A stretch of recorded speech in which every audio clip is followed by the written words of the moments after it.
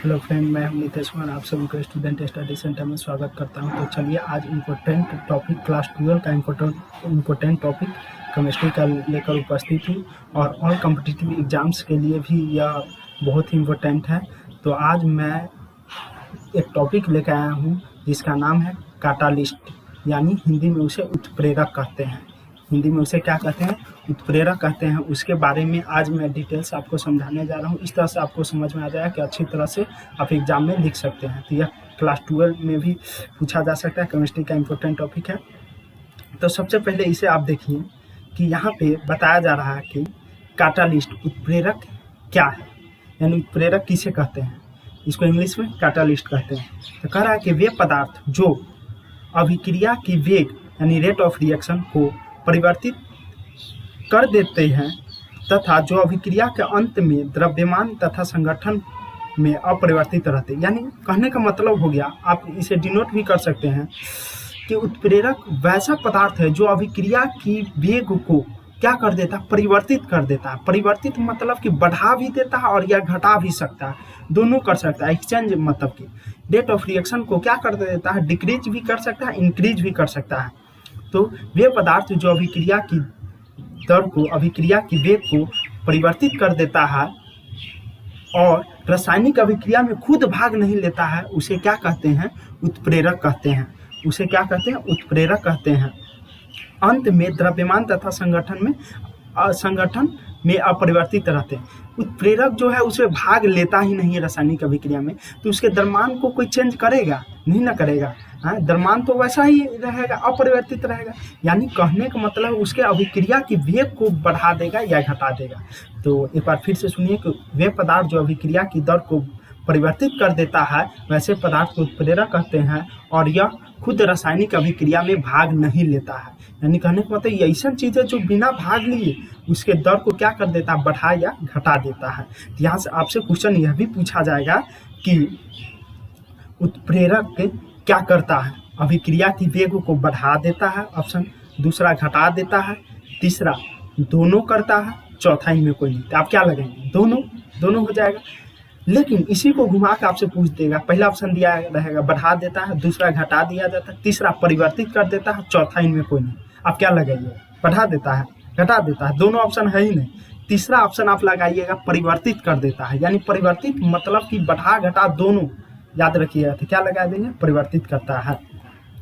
उत्प्रेरक की जो खोज करता है, उत्प्रेरक की जो खोज किया था किसने किया था? बर्जीलियस नामक वैज्ञानिक ने किया था। कितना ईस्वी में? 1835 ईस्वी। मोस्ट इंपोर्टेंट ऑब्जेक्टिव कि उत्प्रेरक की खोज बर्जीलियस नामक वैज्ञानिक ने किया था। कितना ईस्वी में? 1835 ईस्वी में। बर्जीलियस का पूरा नाम जॉन जैकोब बर्जीलियस है। आगे कहा जा रहा है कि टाइप्स ऑफ कैटालिस्ट, उत्प्रेरक के प्रकार। तो उत्प्रेरक के दो प्रकार होते हैं। आगे मैं यह भी पढ़ाऊंगा उत्प्रेरक के और भी आधार पर प्रकार, जो धनात्मक उत्प्रेरक, ऋणात्मक उत्प्रेरक या सकारात्मक उत्प्रेरक, नकारात्मक उत्प्रेरक, उसी को कहते हैं। तो यहाँ देखेंगे उत्प्रेरक दो प्रकार के होते हैं। होमोजेनियस कैटालिस्ट यानी समांगी उत्प्रेरक।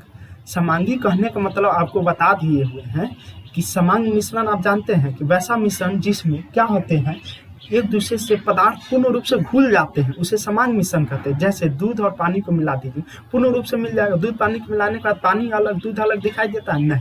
तो वैसे मिश्रण समांग मिश्रण कहलाते हैं। और दो या दो से अधिक पदार्थ मिलाने पर पूर्ण रूप से नहीं मिलते उसे विसमांग या असमांग मिश्रण कहते हैं। इंग्लिश में हेट्रोजेनियस मिक्सचर उसे कहा जाता है। जैसे देखिए चावल में क्या करते हैं? कंकर पत्थर मिला देते हैं, तो क्या वो पूर्ण रूप से उसमें मिल जाता है? छिप जाता है? नहीं। कंकर अलग दिखाई देता है, चावल अलग दिखाई देता है, जिसे हम छाट देते हैं, अलग कर देते हैं। तो वह समांगी हो गया, विसमांगी। तो आप समांगी समझिए, समांग क्या कहलाता है। तो यहाँ वही बात है, समांगी उत्प्रेरक लगा हुआ, वहाँ समांगी मिश्रण था, यहाँ समांगी उत्प्रेरक। समांग जहाँ भी रहेगा बतवा वही रहेगा। तो वही कह रहा है कि वैसी अभिक्रिया जिसमें भाग लेने वाले रिएक्शन कैटालिस्ट तथा प्रोडक्ट की अवस्था एक हो, समांगी उत्प्रेरक कहलाते हैं। यानी वैसा रिएक्शन, वैसा अभिक्रिया जिसमें भाग लेने वाले रिएक्टेंट यानी अभिकारक जो है या कैटालिस्ट है, उत्प्रेरक ही है या कोई प्रोडक्ट है, वो सब एक ही अवस्था में हो, वो क्या कहलाएंगे?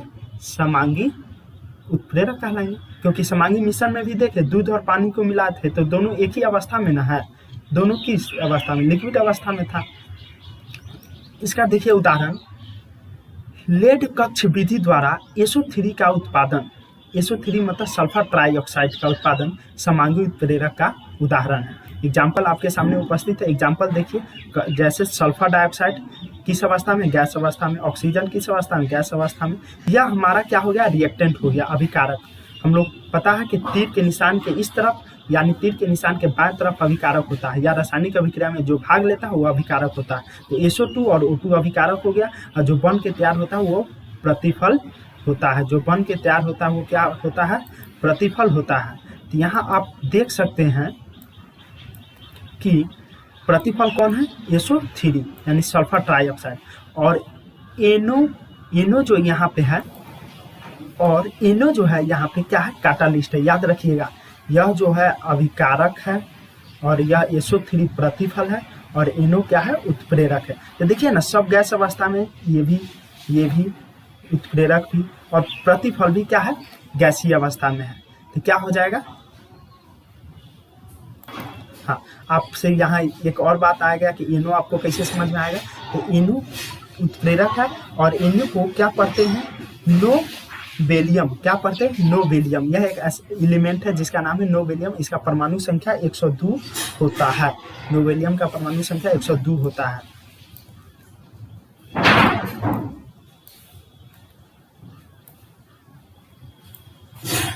दूसरा एग्जाम्पल आप देख सकते हैं यहाँ पे, केन शुगर या शुगर केन का जल अपघटन समांगी उत्प्रेरक का उदाहरण है। यह भी समांगी उत्प्रेरक का उदाहरण है। केन शुगर मतलब गन्ना, गन्ना आप जानते हैं ना, तो उसी के बारे में क्या कह रहा है, बताया जा रहा है।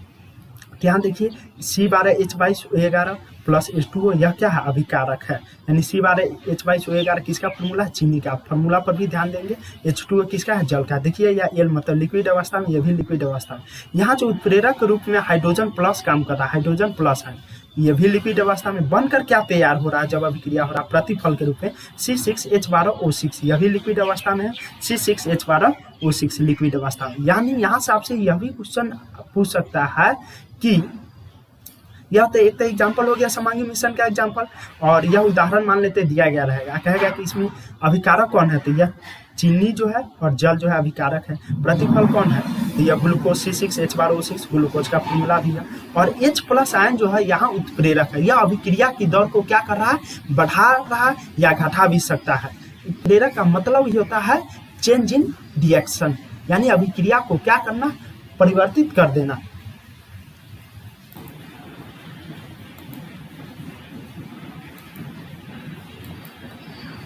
आगे सेकेंड नंबर है प्रकार हेट्रोजेनियस कैटालिस्ट, यानी विसमांग उत्प्रेरक। विसमांग का मतलब ही समझाते, तो विसमांग वहाँ मिश्रण था, यहाँ विसमांग उत्प्रेरक। उत्प्रेरक का मतलब क्या है, तो आपको पता ही है। देखा रहा, वैसी अभिक्रिया जिसमें भाग लेने वाले रिएक्टेंट यानी अभिकारक और कैटालिस्ट उत्प्रेरक तथा प्रोडक्ट की अवस्थाएं अलग अलग होती है। विसमांगी उत्प्रेरक हम विसमांगी मिश्रण में भी देखे थे। तो उसी प्रकार यहाँ देखिए कि कहने का मतलब है कि वैसी अभिक्रिया जिसमें अभिकारक, उत्प्रेरक तथा प्रतिफल तीनों की अवस्था जो होती है वो अलग अलग होगा। अवस्था 3 प्रकार के होते हैं, आपको पता है, सॉलिड, लिक्विड, गैस, याद रखिएगा। तो वो ऐसा क्या कहलाएगा, विसमांगी मिश्रण कहलाएगा। आपको क्या कहलाएगा, विसमांगी मिश्रण कहलाएगा। यहाँ देखिए आप विसमांगी उत्प्रेरक का एग्जाम्पल देखिए, संपर्क विधि के द्वारा SO3 सल्फर ट्राइऑक्साइड का उत्पादन विसमांगी मिश्रण, विसमांगी उत्प्रेरक का उदाहरण। एग्जाम्पल आपसे पूछा जा सकता है एग्जाम में कि यह किसका उदाहरण है, तो आप जैसे देख लीजिएगा, सबका अवस्था अगर सेम होगा तो क्या कहलाएगा, समांगी उत्प्रेरक। सबका अवस्था अलग होगा तो विसमांगी उत्प्रेरक। समझ पहचानना आसान है, और एग्जाम में पूछ देगा कि विसमांगी उत्प्रेरक किसे कहते हैं, तो परिभाषा लिख के एग्जाम्पल देने में भी काम आ जाएगा। और बीच बीच में फार्मूला भी आ जा रहा है, ध्यान दीजिएगा।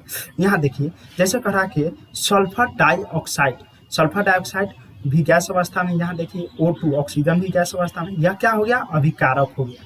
याद रखिए, क्योंकि जो भाग लेता है अभी रासायनिक अभिक्रिया अभिकारक, जो बन के तैयार होता है प्रतिफल। तो यहाँ सल्फर ट्राइऑक्साइड जो है प्रतिफल है, जो गैस अवस्था में। लेकिन यहाँ जो उत्प्रेरक के रूप में देखिए, उत्प्रेरक जो है V2O5, V2O5 S मतलब सॉलिड अवस्था में, ठोस अवस्था में। देखिए अभिकारक प्रतिफल गैस अवस्था में और उत्प्रेरक है ठोस अवस्था में, यानी अवस्था अलग अलग हो गया। तो ये क्या कहलाएगा, विसमांगी उत्प्रेरक कहलाएगा। कभी कभी तो कहिएगा V2O5 किसका फॉर्मूला है, तो वैनेडियम पेंटा ऑक्साइड का फॉर्मूला है। V2O5 किसका फॉर्मूला? वैनेडियम पेंटा ऑक्साइड का फॉर्मूला। कभी कभी इस तरह का एग्जाम्पल भी आपको दे दिया रहेगा, कहेगा कि इसमें से उत्प्रेरक कौन है? SO2 है, V2O5 है, O3 है, SO3 है, तो क्या V2O5।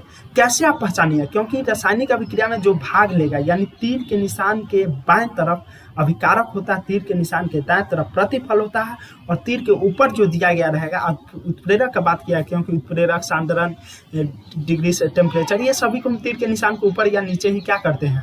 व्यक्त करते हैं। तो उम्मीद है कि आपको अच्छी तरह से यहाँ समझ में आ गया होगा।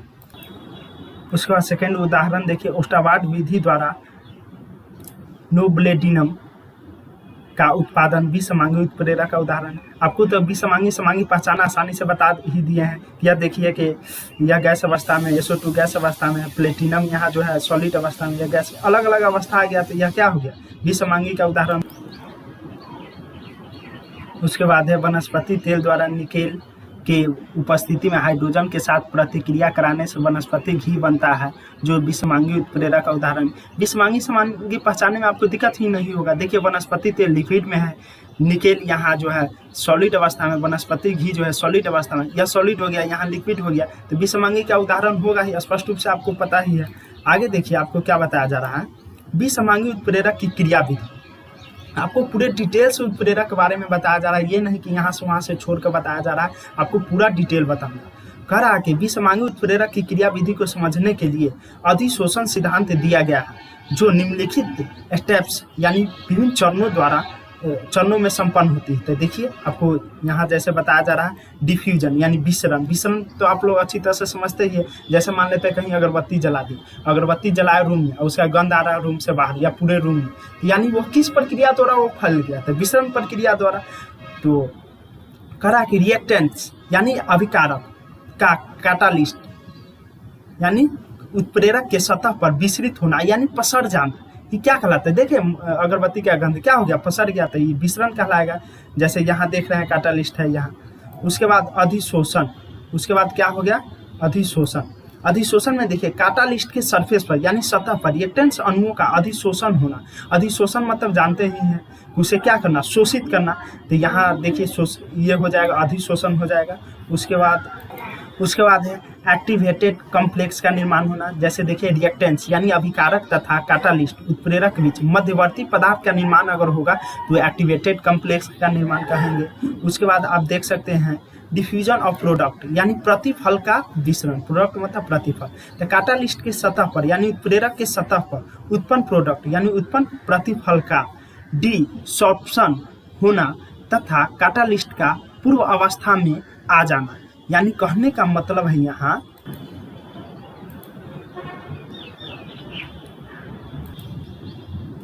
देखिए कैटालिस्ट के दो प्रकार होते हैं, पॉजिटिव कैटालिस्ट और नेगेटिव कैटालिस्ट। पॉजिटिव मतलब धनात्मक उत्प्रेरक, नेगेटिव मतलब ऋणात्मक उत्प्रेरक। हम लोग जानते हैं जैसे बल का अलग अलग तरह से प्रकार होता है, संतुलित बल, असंतुलित बल, संपर्क, असंपर्क बल। इसी प्रकार यहाँ कैटालिस्ट उधर समांगी उत्प्रेरक, विषमांगी उत्प्रेरक है, तो यहाँ धनात्मक और ऋणात्मक उत्प्रेरक बहुत इंपॉर्टेंट है। धनात्मक उत्प्रेरक यानी पॉजिटिव कैटालिस्ट का परिभाषा देखिए, वे कैटालिस्ट जो रेट ऑफ रिएक्शन को बढ़ा देते हैं धनात्मक उत्प्रेरक कहलाते हैं। यानी वैसे उत्प्रेरक जो अभिक्रिया की दर को केवल बढ़ाने का काम करेगा, यानी घटाएगा नहीं, केवल बढ़ाएगा। उत्प्रेरक में हम पढ़े थे बढ़ा घटा दोनों सकता था, ये तो उसका प्रकार है पॉजिटिव कैटालिस्ट। तो अभिक्रिया की दर को जो बढ़ाएगा वो क्या कहलाएगा?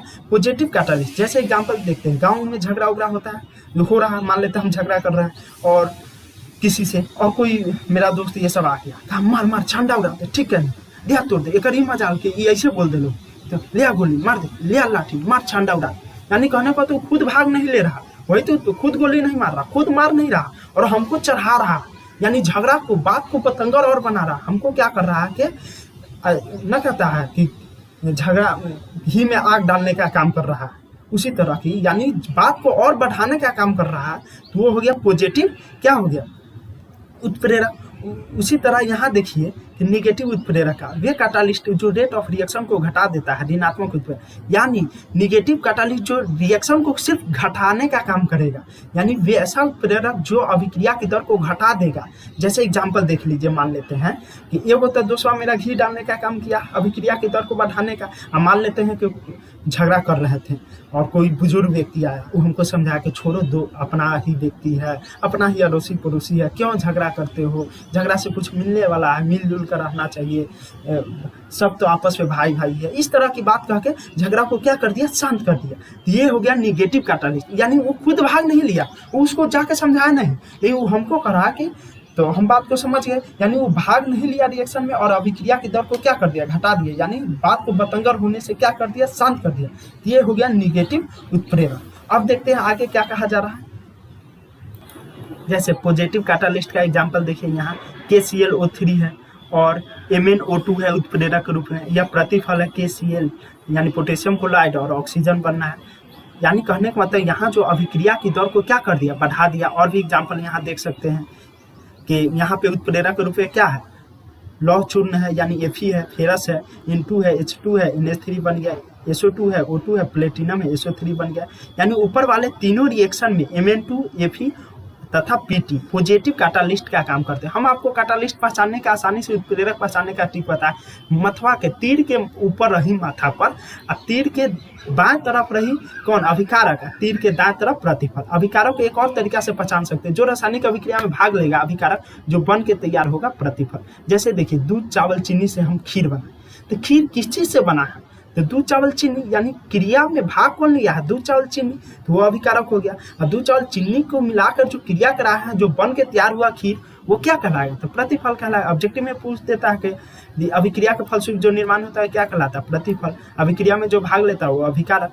यहाँ आगे देखिए, ये निगेटिव कैटालिस्ट का एग्जाम्पल है H2O2, ग्लिसरॉल है यहाँ, तो यहाँ उत्प्रेरक रूप है। फिर H2 में टूट गया, O2 में टूट गया, तो निगेटिव कैटालिस्ट। ऊपर वाले समीकरण यानी ऊपर वाले इक्वेशन में ग्लिसरॉल निगेटिव कैटालिस्ट का काम करता है, क्योंकि ग्लिसरॉल H2O2 के विघटन को, अपघटन को कम कर देता है, अभिक्रिया की दर को घटा देता है। तो ये ग्लिसरॉल यहाँ पे मान लेते, ऐसे भी दे देता है, एग्जाम्पल दे देगा, कहेगा इसमें उत्प्रेरक कौन है, H2O2 है, H2O है, जल है, ऑक्सीजन है, इस तरह से ग्लिसरॉल है। तो क्या हो जाए, ग्लिसरॉल पहचानना आसान है। अब देखिए यहाँ ऑटो कैटालिस्ट, ऑटो मतलब स्वयं, क्या कहते हैं, ऑटोमेटिक मशीन, ऑटो मतलब स्वयं चलने वाला मशीन। यहाँ ऑटोमेटिक कैटालिस्ट है, यानी स्व उत्प्रेरक, यानी अपने आप अभिक्रिया के दर को घटाने बढ़ाने का काम करेगा। तो देखते हैं, किसी रिएक्शन के फलस्वरूप बने प्रोडक्ट स्वयं यानी खुद उस रिएक्शन के लिए कैटालिस्ट का कार्य करने लगता है, उसे ही ऑटो कैटालिस्ट, यानी कोई आ नहीं रहा है, कोई उत्प्रेरक रूप में बाहर से कोई नहीं आ रहा है, मैं खुद अभिक्रिया की दर को बढ़ा रहा हूँ, खुद अभिक्रिया की दर को घटा रहा हूँ, तो वो ऑटोमेटिक कैटालिस्ट उत्प्रेरक। जैसे झगड़ा हुआ था, तो एक दोस्त आकर क्या किया, झगड़ा को बढ़ा दिया, मार मार झंडा उड़ा दे, देह हाथ तोड़ देते, पॉजिटिव कैटालिस्ट। एक बुजुर्ग व्यक्ति आया, समझाया, भाई ही है, इस तरह से झगड़ा शांत हो गया, निगेटिव कैटालिस्ट। लेकिन कोई समझाने ना आए, मैं खुद निर्णय करूँ अपने बुद्धि से, नहीं मार झंडा उड़ा दे, हमारा इसे बोला, चाहे छोड़ दे, मेरा दोस्त है, खुद क्या करे, उत्प्रेरक के रूप में हम काम किए, तो ये हो गया ऑटोमेटिक कैटालिस्ट, स्वयं उत्प्रेरक, स्वयं उत्प्रेरक कहलाता है। जैसे एग्जांपल यहाँ दिया गया है आपको, और यह जो CH3COOH यह एसिटिक अम्ल का फॉर्मूला है, और एसिटिक अम्ल कहाँ पाया जाता है, सिरका में पाया जाता है, यानी अचार के पानी में। और कितना परसेंट, 6 से 8% पाया जाता है। उसके बाद C2H5OH है, यह किसका फॉर्मूला है, एल्कोहल का है। एल्कोहल आप लोग जानते हैं, दारू शराब ये सब में भी पाया जाता है। तो एल्कोहल का फॉर्मूला क्या होगा, C2H5OH। उसके बाद जो है, तो ये क्या हो गया, ऑटोमेटिक कैटालिस्ट हो गया। और यहाँ जो है CH3COO2H5, यह एथिल, यह किसका फॉर्मूला, एथिल एसीटेट का फॉर्मूला है। या इसे ऐसे भी कर देता, C एगो और C दो एगो, क्या वो C4 कर देगा, H8 कर देगा और O2 कर देगा, यानी ऐसे भी कर सकता है। तो यह एथिल एसीटेट का फॉर्मूला। अब हम लोग पढ़ेंगे प्रोमोटर क्या है, यानी वर्धक क्या है। प्रोमोटर मतलब वर्धक, अब समझेंगे अच्छी तरह से, एग्जांपल देंगे, समझ में आ जाएगा। उसके बाद इनहिबिटर या कैटालिस्ट पॉइजन, पॉइजन मतलब जानते ही जहर, यानी कहने का मतलब यहाँ जो है इनहिबिटर मतलब रोधक और या उत्प्रेरक विष, यानी कहने का मतलब है, यहाँ देखिए आप, तो यानी आप पढ़ेंगे वर्धक उत्प्रेरक और उत्प्रेरक विष क्या है। वर्धक मतलब जानवे करते बढ़ा देना, खूब बढ़ा देना, खूब बढ़ा। और उत्प्रेरक विष मतलब विष का काम करना। देखते हैं क्या कह रहा है कि वे पदार्थ जो कैटालिस्ट के क्रियाशीलता को, एक्टिविटी को बढ़ा देता है, प्रोमोटर कहलाता है ना कहते हैं। जिसे कि कहीं कहीं देखते हैं कि जैसे लॉकडाउन में ही चाहे ये समय प्रमोट कर दिया, यानी प्रमोट करने का मतलब कि आगे बढ़ा दिया। जैसे कि क्लास 10th में है या 11th में है, तो किसी कारणवश एग्जाम नहीं हुआ तो आपको 12 में भेज दिया गया, यानी प्रमोट कर दिया, आगे बढ़ा दिया। या किसी क्या है पोस्ट पर आप है, जॉब कर रहे हैं और आपकी बुद्धिमत्ता को देखकर आपको क्या कर दिया, आगे के पोस्ट पर भेज दिया गया, यानी प्रमोट कर दिया गया। इस तरह के वर्ड प्रमोट किया जाता है। उसी तरह प्रमोटर यानी वर्धक, वे पदार्थ जो उत्प्रेरक की क्रियाशीलता को क्या कर देता है, बढ़ा देता है, यानी वो क्या कहलाएगा, प्रोमोटर कहलाएगा। जैसे यहाँ एग्जाम्पल आप देख ही सकते हैं, N2H2 यहाँ जो है फेरस कैटालिस्ट है। उसके बाद मॉलिब्डेनम है, जिसका परमाणु संख्या कितना होता है, मॉलिब्डेनम का 42 होता है। उसके बाद आयरन का परमाणु संख्या कितना होता है, Fe26 होता है। यहाँ NH3 बन गया, यानी अमोनिया बन गया। कह रहा कि FeNH3 के बनने की दर को बढ़ा देता है, यानी Fe और NH3, Fe जो है यानी लोहा जो है NH3 अमोनिया बनने की दर को बढ़ा देता है, जबकि MO मॉलिब्डेनम जो है, जिसका परमाणु संख्या आपको बता दिए थे कितना है, 42 है, Fe उत्प्रेरक की मॉलिब्डेनम Fe उत्प्रेरक की क्रियाशीलता को बढ़ा देता है। यानी कहने का मतलब कि ये दोनों जो है Fe और मॉलिब्डेनम जो है अभिक्रिया की क्रियाशीलता को बढ़ा देता है। कैसे? और उत्प्रेरक 20 में देख सकते हैं, इनहिबिटर यानी अवरोधक या रोधक कहते हैं, वे पदार्थ जो कैटालिस्ट की क्रिया को क्या कर देते हैं, घटा देते हैं, यानी उत्प्रेरक की क्रियाशीलता को घटा देगा। उत्प्रेरक 20, जैसे यहाँ N2H2, यहाँ लोहा जो है और क्या है, कोबाल्ट है, लोहा है और कोबाल्ट है। NH3 अमोनिया को बनाने की दर को क्या कर दे रहा है, घटा दे रहा है, तो यह उत्प्रेरक 20 हो जाएगा। यानी आप समझे, देखिए कि अभिक्रिया की दर को बढ़ाएगा तो उत्प्रेरक कहलाएगा, और उत्प्रेरकों को खुद बढ़ा देगा उत्प्रेरक को ही, तो वही वर्धक कहलाएगा। यहाँ देखिए, फिर अभिक्रिया की दर को अगर घटा देगा तो उत्प्रेरक ही कहलाएगा, क्योंकि घटा बढ़ा भी सकता। और उत्प्रेरक को अगर उत्प्रेरक की क्रियाशीलता को घटा दे तो वो उत्प्रेरक 20 कहलाएगा। जैसे फिर देखिए, किसी अभिक्रिया की रेट को, वेग को क्या कर देगा, बढ़ा देगा तो उत्प्रेरक कहलाएगा, और उत्प्रेरक को बढ़ा देगा तो उत्प्रेरक वर्धक कहलाएगा। फिर देखिए यहाँ समझिए, किसी अभिक्रिया की वेग को घटा देगा फिर भी उत्प्रेरक कहलाएगा, और उत्प्रेरक को घटा दे यहाँ तो वो क्या कहलाएगा, उत्प्रेरक 20 कहलाएगा। जैसे आप देख सकते हैं, यहाँ अच्छी तरह से समझ सकते हैं। मान लेते हैं कि आपके घर में क्या हुआ, मम्मी से या भाई से झगड़ा हुआ, जमीन के लेकर, इस तरह से बात उठ लेकर क्या हुआ, झगड़ा हुआ, और आप क्या किए, जो झगड़ा कर रहे हैं, तो आपकी पत्नी क्या बोलेगी, ठीक ही है, आदत बिगड़ते जा रहा है, कहो बांट के दे देने के लिए, कर देने के लिए, वो कर देने के लिए, यानी कहने का मतलब झगड़ा को और लगा दिया, रिएक्शन में अभी वेग को क्या कर दिया, और बढ़ा दिया, तो वो क्या कहलाया, उत्प्रेरक कहलाया।